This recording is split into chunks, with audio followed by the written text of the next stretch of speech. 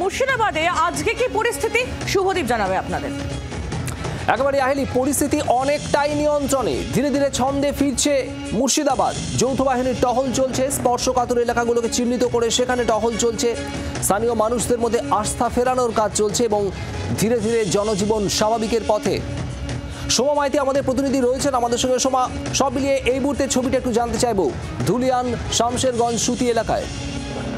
দেখো, ধুলিয়ান এবং শামশেরগঞ্জ সুতি এলাকায় কিন্তু আজ সকাল থেকে জনজীবন স্বাভাবিক করার জন্য পুলিশ প্রশাসনের পক্ষ থেকে যথেষ্ট চেষ্টা করা হচ্ছে। বিভিন্ন জায়গায় রুটমার্চ করা হচ্ছে, বিশেষত স্পর্শকাতর এলাকা যেগুলি ছিল, অর্থাৎ যেগুলোতে গন্ডগোলের ঘটনা ঘটেছিল, সেগুলোতে কেন্দ্রীয় বাহিনী বেশি করে মোতায়েন করা হয়েছে।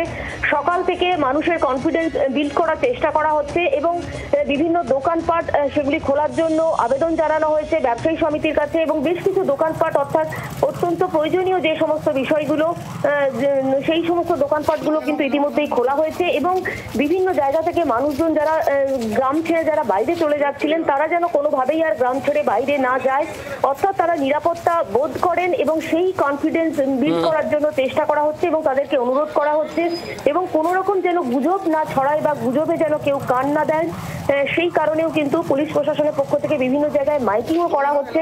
অর্থাৎ সাধারণ মানুষের জনজীবনকে স্বাভাবিক করার জন্য ধুলিয়ান শামশেরগঞ্জ সুতি এলাকায় সাধারণ প্রশাসন এবং পুলিশ প্রশাসনের পক্ষ থেকে চেষ্টা করা হচ্ছে এবং কিছুটা হলেও আগের থেকে পরিস্থিতি উন্নতি হয়েছে। নতুন করে কোথাও কোনো গন্ডগোলের খবর কিন্তু আজ সকাল থেকে এখনো পর্যন্ত নেই।